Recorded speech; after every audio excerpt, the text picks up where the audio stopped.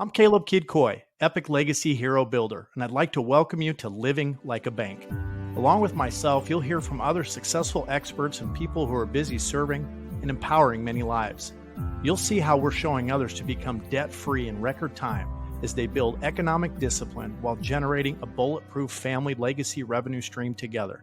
We'll learn how to live and operate just like the banks do.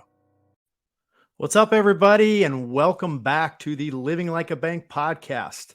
As always, I'm Caleb Kidd Coy, your alchemized slayer of mediocrity, heroic family legacy builder, and your host, as always, of Living Like a Bank. And today we've got a really cool show for you guys and some great content and information to share with you. I am joined by a lovely couple today, Ali and Rich Santana, all the way from Cali. What's up, Ali and Rich? Hi, guys. Morning. Thanks for having us. Thanks for doing this and being willing to get up early and get things rolling. We appreciate you guys being here today.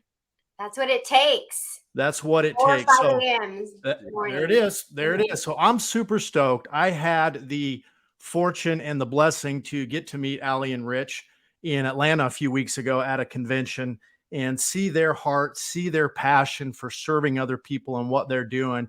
And it got me super, super pumped up. So I feel really honored that you guys are here with us today to share your passion, your excitement with the world. So let's just start by giving us a little bit of an introduction about each of you and a bit of your background and history, if you would, please. Okay, well, God put us together.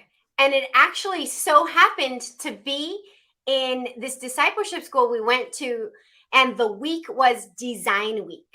How we were created, what was our purpose, what was our strengths, what was just how we were destined to walk in that way that we were created to be. And that's when I started chatting with Richie more about what's going on and how he's been able to do what he does and how his strengths were so elevated that I wanted to learn from this guy. I was like, whoa, he has a lot to offer and I want to glean from this. So that's kind of how we started in getting to know each other. Right. In the design week, and a lot of the design week had to do with how you were created, how you get along, how you work with other people, what your strengths are, what you like doing. And in that, I grew up in a big family. On my dad's side, there's 14 kids between my dad's brothers and sisters. So I had a lot of cousins. So I got used to being in big crowds, a lot of people, and being able to flow in that. So in that, I was able to help and talk to Ali and be able to kind of brainstorm together like what I did and how I'm doing it and how I had some time to myself to actually get my mindset right to be able to help other people out. Because if you can't get out of your own self, your own mind, how are you going to help anybody else? That's it, brother, man. I love that. And you guys are just a perfect example of, divine intervention and bringing two people together unexpectedly in so many ways. And I just love the romance that you share, the love for one another is very evident. And then the synergy that you've created as this really epic power couple is neat too. So Ali, let's start with you and share a bit about your personal background, maybe your business history and kind of what led you into what we're all doing here today. Well, started passionate about real estate. My family was in real estate. So I'm like, yeah, gun ho, that's where I'm going to make my $1 million. And it was going forward all the way through into my 20s, all the way through. And then the crash, right? 2008 hit, and it hit hard. And, recession, and it was just devastating. But that led me to where I am now, really. So everything does coordinate and it does happen for a reason. So I counted it all lost for the sake of finding God. But at that point, I was like, let's see where it, I lost a lot of it, and now it's time to rebuild, right? And for me, it was like this profession to God. I was like, if you give it back, I'll give it back to you. So just kept learning, kept growing, got in the insurance field for a few years, focused on the military, and just got into a different division, high volume commodities, which was great. It's all just kind of growing and stepping stones.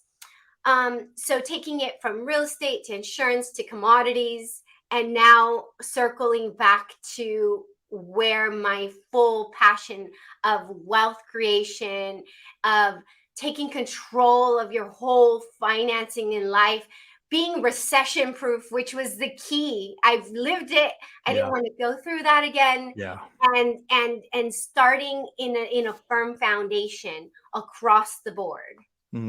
I love that, Allie. And you have a vast and rich history bringing you into what we're doing. And I think you nailed it right there. A lot of folks forget the importance of building that precipice, that strong foundation, right? So it's not going to sink in sand. When you build it the right way, you can grow it the right way. Rich, we got to chat a little bit, man. You got a really cool story in history. You can share as much or as little detail as you would like to about your background and what brought you to where you are today. Right, right. There's a lot to my history. I mean, we'll keep it more financial on this one. Maybe we'll go spiritual on another podcast. But for the most part, I started off with sports. That was kind of my upbringing: football, basketball, and track. I got the whole mindset. I was a leader in all sports. Ended up playing college football. Took a couple wrong turns here and there. Led me to a situation where I actually got to contemplate life and got to see like what really matters, what's really important. And once you get to that mindset of like, I wake up in the morning, I'm grateful that I could walk, I could talk, I could see, I could breathe. If you start coming from that mindset, everything else starts flowing from there. You don't need much more. Yeah. And so in that, I had different jobs. My first job as a youngster was UPS. And UPS was a great, humble job. You learned a lot, you bust your butt, you make an honest living. And then it turned into one of my first sales job I ever had was Media All Stars, which is you're selling sports ads, right? And this was a hard sell. Like you're selling something that these people do not need. But it was like you're walking into what sales is all about, right? What's the mindset, right? Yeah. And you are helping the community, you're helping them out, you're helping the kids. Yeah, that's that. But what Allie's doing now, what you guys are doing now with the banking thing is like a whole different type of helping. You're just educating people, teaching people what they need to know, foundational stuff that our high school education system kind of failed us to do. Yeah. And yet now we got all this upbringing and we're learning from each other, which is great. I love that, Rich. I love that. I was on a call this morning with a realtor, in fact, myself and somebody else. And, she's been selling for years, but you could see the struggle and it was really up here. She had not made the sales as service connection. And so it was still difficult as her not wanting to come across as too salesy and things like that. So I would love for you guys to dig into what sales as service means to you and the mindset that goes behind approaching people from a relational standpoint when you're doing sales. Al, you want to start? Sure. Well, it's really caring. Like the back, no matter what we do, no matter what I do, it's going into it prayerfully, knowing that there's families at stake, there's generations at stake, there's so much to it. And it's not about me, it's about helping, it's about giving back. And that's one thing that we've learned. It's like the only way we're ever going to receive is by giving it out. And it just defeats the average person's thought of keeping it to myself. The only way to grow is to keep, and it's the opposite. It really flows once you give out. It comes back tenfold as you come out and give. So I give of my time, regardless of if they become clients or not. I want to give that opportunity for them to decide. It's not my decision to decide if they want it or not. It's my job and role to just share with them my knowledge and my experience, and it's up to them to decide where they want their future to go. Yeah, I love that, Allie. Rich, your thoughts? Yeah, definitely. Same concept. You're serving other people. People will know like what you're coming at, right? If you're coming desperate, if you're in need, they'll know it. But if you come fulfilled, you already have everything you need. You're blessed to just share this opportunity with them.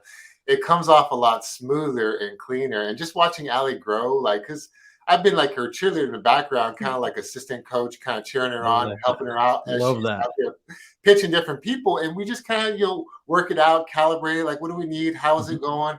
Maybe you just started off with slowing it down, keeping it calm, peaceful. Like, this is not a sales. We don't need the energy. It sells itself. It's just educational. And once you get it across, it's like they get that aha moment and it's a done deal. Yeah. Go from there. Absolutely, Rich. So powerful. And in our niche and our industry, in many ways, we still see agents and advisors selling from a standpoint of, right, I just want to make the quick sale. I just want to make the quick buck. And I'm often reminded of, legend uh, teachers and trainers like Napoleon Hill, who talked about the art of doing more than you're paid to do. And I know for you guys, this resonates with you. I don't even look at it that way. It's not that I'm just trying to do more than I'm paid to do. It's that I want to build a relationship with these people. And so obviously you guys are going out of your way to do that, which in the long haul is going to generate far more potential profit for you, if you will, than just doing the quick sale. And so what has relationship building done for you guys from a referral standpoint and building toward this legacy that you are essentially growing? Yeah, for me, as I connect, as I reach out, hey, how's it going? How's your program? How's the system? Let's connect. Let's see, how's the family? Like we get to really go deep into, I'm out of town. My dad just had an accident out of the country. And now we're able to live life with people for the long haul and be a resource, not only of financial hope, but spiritual hope and humanity, really touching one another's hearts. Hmm. Rich, your thoughts on that?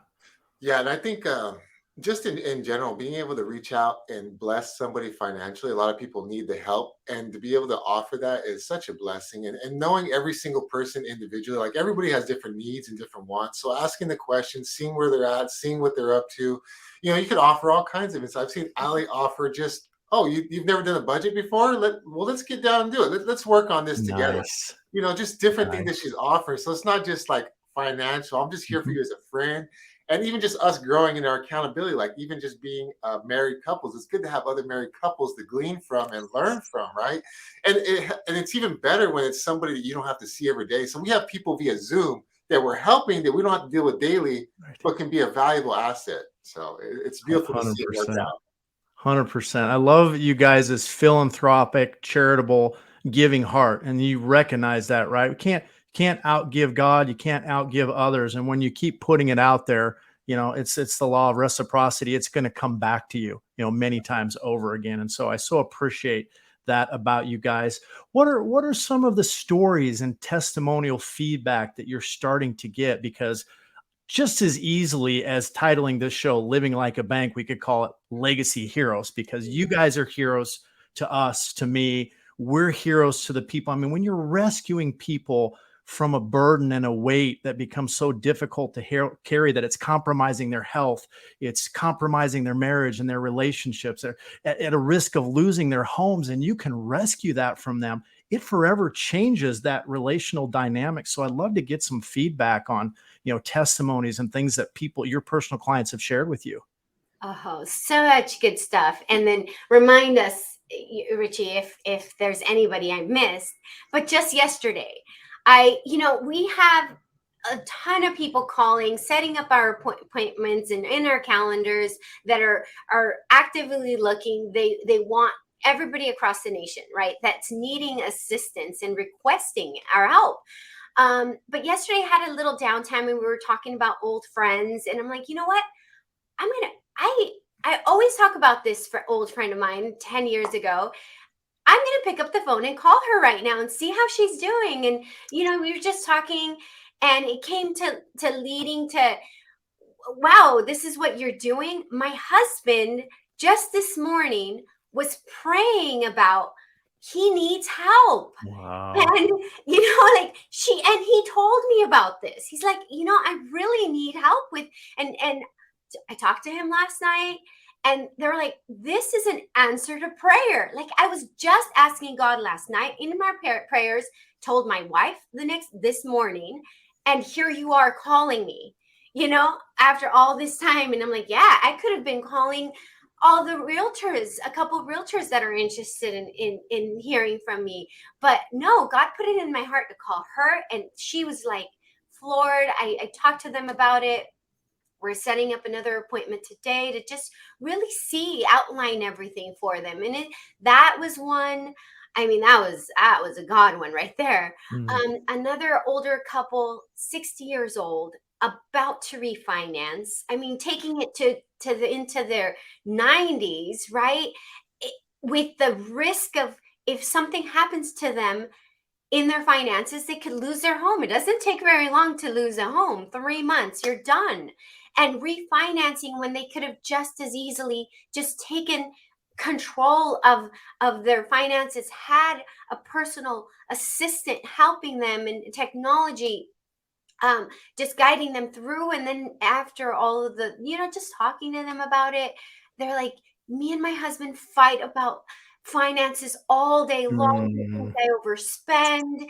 And I'm like, this is it. Like, there's no, it's clear as day. There's no need to have any fights, any arguments. And the fact that we're marriage coaches and we facilitate, I was giving her to some pointers of how to honor and respect her husband, even in the differences, despite his the actions, right? It's just regardless. And so that was a blessing. What else am I forgetting? I mean, there's been countless clients. When another one, he really had no clue what he was spending. He's like, I just go to my bank account and I take out a couple $100 and I just bought a new truck and I don't know. And really, I was like, well, let's see. Right. And it was very, very tight. It was just like, and after we got him all set up and cleared, he could see it. He's like, I never realized I made so much. I never realized I spent so much. Really being aware. And I saw the way he was going. I saw him going into bankruptcy. And he was another 60-year-old. These are ages that need to be already established with their retirement. And they're barely like taking control. But that's okay, because within a fraction of the time, they'll be able to be free, financially free of the burden for the rest of their lives, for their generation, the next generation too. That's huge, Allie. Anything to add to that, Rich? Any stories that come to the front of your mind? No, it was perfect. But she sets it up so beautifully and tells people and educates people so thoroughly that they realize that, she comes off caring, kind, like she actually cares about them and she wants to help them. And the last thing they're thinking is, oh, she's just trying to collect a paycheck, right? She actually does legitimately care. She cares less about like if you do it or not. I actually want to help you get yourself to that point where you want to be as well, and just welcome, and then also asking, what's your red carpet moment in life? Like, what is that going to be for you? Like, what would that be? What would be your highlight? Okay, you want to be able to be there and help out your mom. Well, let's get there. How are we going to get there? Let's get together. And it's getting those ideas and mindset. Like, okay, what really makes you tick? What's your goal? We want to help you get to that goal, that red carpet moment in your life. So Allie's really good at honing in on that and helping people accomplish whatever their goals are, financially, physically, spiritually, mentally, whatever it might be. She's there to help out. I love that, Rich and Allie. Go ahead, Allie. I'd like to add, because it's so many, like, we have this to offer, right? But what if they have other ideas, other thoughts? I've had people where it's like, they're in their 30s or 40s and their main objective is not really paying off their home. They want to leverage to build wealth. Yes. And in that, I have to ask them, where are you now? What are you trying to accomplish in this next decade, right? And I can only find out if I ask them and not just try to tell them what I have to offer, because it might not be exactly what they're looking for this time. Right. And if they tell me exactly, no, this is what I want to accomplish, I want to build a business. Great. Let's get there. I want to leverage. I want to, multiply my real estate. Awesome. Even better. We've got all these options for you. Absolutely. It's such a wonderful reminder, guys. And I wanted you to bring this up, so I'm so glad that you did, because, as agents, as reps, I mean, ultimately as fiduciaries, regardless of what our, credentials are and what kind of letters we have or titles behind our name, are we doing things that are in the absolute best interests of our clients? And in order to find that out, what do we have to do? Exactly what you've described to us. We need to get to know them. We need to understand what their goals and dreams and ambitions are. Where do you want to be in life, regardless if you're 30 or 60 years old, right? And this is huge, because the realtor I was speaking with this morning, single mom, right? Went through a terrible divorce a couple years ago, is still, struggling with the repercussions of that, has boys to feed and raise, and they're teenagers now.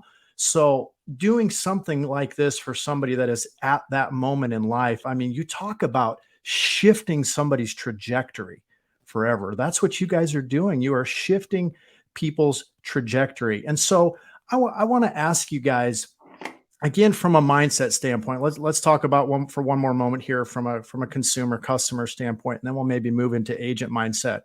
But from a customer standpoint, what would you encourage people who are maybe going through so much trauma, or they're just in such a place of struggle that they don't trust anybody? They don't really have an open mind to receive the information and education that we need to give to them. What would you say to someone like that?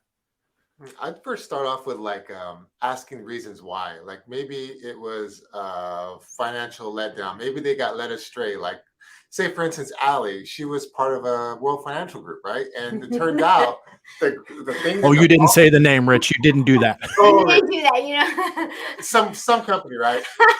And it turned out the policy she received was not quite what she had asked for, right? Yeah. And she didn't get mad at the agent. She didn't get mad. She took it upon herself. She took the responsibility. She went to YouTube University, did all her studies, ins and outs. And that was where she was coming from, right? So you want to know why. What's causing the negativity here? Why don't you trust? Oh, and then once you learn it, it's because that, well, check this out, Allie. Here's what we're doing over here. We're going to lay it out for you plainly, month by month, year by year, dollar by dollar, and we're going to show you to a T guarantee what's possible. And then you start eliminating whatever that doubt, whatever that fear was. Just find out where the root came from. Aim at that and debunk that lie, whatever it is. Love that. Allie, you want to piggyback on that at all? Yeah, it's really confronting people's fears and addressing them head on, because that's the only way that it's gonna, what is it that you're scared of? It's really, and then having them identify it. And then I start casting them out, like cast it out, put truth. What is the truth? Has your entire life been, this way, right? Has every single situation in your life been a letdown? Well, no, that's not really true. So it's really combating it with the truth. And yeah, I've even had clients that, as they're my clients, and as we're installing and helping them set up their financial plan, they're like, I'm really scared. I'm still really scared about this, and I felt blessed that they even took the next step, even in their fear. Yes. But, tackling it and say, I know this could be scary. I know new methods can tend to put people in a very uncertain situation. But beating those, like, okay, I don't know if I'll be able to do this, is to stay on top of it. And then I break it down. I'm like, well, can you do this? Can you do this one little step? Yeah. It's like, well, can you do this little step? And then they're like, well, yeah. And then, so I break it down into these little steps, and I let them know, I will be here for you for these little tiny steps forward. And then they're like, okay. So bringing down those those walls. Super powerful, Ali. And again, helping people confront their fears and really their deep-seated insecurities too. It is, the different things that happen to us, the trauma that we face creates those insecurities. So we're also seeing people gain their confidence back, aren't we? So you guys have talked a lot to us about, both from a consumer standpoint and an agent standpoint, mindset and things that we can do. But what are some of the final things that come to your mind as far as what you'd want to say to struggling agents or advisors? Maybe, they were very successful at one point and they lost their passion or they lost their knack or something happened where they lost their confidence and they're feeling insecure. What would you say to them to help them reignite that fire and that passion again for what they're doing? Sometimes I think in our mindset, we take on lies that aren't true. Like sometimes, people who tell us no, it may not be like you got to get to the nose, right? You want to get the nose. You want to know why. Like Ali, when she first started here as an agent, I remember she was getting a lot of no's, and I was just there as her coach, as her cheerleader, just cheering her on, telling her, she's doing great. So have somebody in your corner who's going to encourage you through the struggles, because you're going to fumble, you're going to mess up. Like when you first start a job, everything seems hard and difficult at first, but before you know it, it's like riding a bike. You'll get it flowing, you'll get it going, you'll know how to say it, you'll know how to communicate. But so I would say just keep pressing through, find somebody, maybe even somebody who's on the team already, who you can just talk to daily and just kind of encourage each other to get through. What were the setbacks? What were the positives? What were the perks? And just kind of encourage and share the praise reports together, because praise reports are awesome. You get the success stories and what we're doing now, and like Ali just being number one in the nation for UFF like 2 months ago. Praise reports. We want to celebrate those. Yeah. From where we are, we celebrate those. That's right. Yeah. And it's really not letting go. I have succeeded before and I can do it again. There's repurposing your focus, knowing that, okay, yeah, these lies it's not going to work, or the lies of how am I going to, thinking about myself, how am I going to pay the bills? Or no, it's like, I'm going to get this. And as long as I never quit in our spiritual walk, our coaches, our mentors, do not quit. As long as you don't quit, you will make it, because in all the no's, it's just not right now. So you got to rehear it differently. No is not right now. That's okay. Everybody has different reasons. They may not express it, but pressing through. I am a winner. I am a winner. I am going to get this. This is going to happen. This is happening, and having that cheerleader on your side saying you are the best. You're just learning right now, and just writing those things down, writing that you have made it before. You have overcome obstacles in your life. You've got to remember that when the lies and those negative thoughts are going to come into your head, because they will, to beat you down every day and to immobilize you from helping the world, from helping your neighbors and your friends, like just breaking through those barriers. It's an amazing time of success, and that's the only way we're going to make it, is remembering our victories and going after it no matter what. But really having your cheerleader, having someone in your corner to speak truth to you, so when you're down, they're pumping you up. Yeah. Boom. Have a heart of gratitude for sure. Mic drop. Have a heart of gratitude in what you do, guys. We're here. We don't have to wear masks. We don't have to travel. That's right. We don't have to go here and there. Remember how grateful you are. We're here via virtual, helping people get financially set free. This is an enjoyable job. We're not out looking for people parked for over 2 hours to give them a ticket. This is a great opportunity to bless people. So 100%. Gosh, I so appreciate you guys' passion, the gratitude that flows from you that we should all have each and every day, and that warrior DNA that I feel from you both. And we share that so passionately. The resilience, the fortitude, you guys said it best. Never give up. Never say never. You have so much unlimited and untapped potential resilient within you. And folks like us are here to help you cultivate it and draw it out. Rich and Ali, it's been such a wonderful, blessing time. Thanks again for joining us today. We appreciate the impact you're having on the lives of so many people out there, and just continue doing what you're doing and serving others. Thank you, guys. Thank you for having us. Thanks, Appreciate guys. it. Appreciate Blessings. it. My honor and pleasure. Well, guys, as always, I'm Caleb Kidd Coy. Make sure you go like and subscribe to Living Like a Bank YouTube channel, and you'll find the podcasts across the board on other platforms and directories. And so get out there and just share some love and encouragement with somebody else today. Edify people, build them up, love on them, give, serve, and it will come back to you 100-fold. Have a blessed day, everybody. Take care for now. Thanks for tuning into the show. Please be sure you subscribe on YouTube or the podcast on anchor.fm and follow me on social media at Metalpreneur. If you're ready to talk about building your own bank, use the QR code or go to rebrand.ly/buildabank. Be sure and join us for the next broadcast as together we learn to live and operate just like the banks do.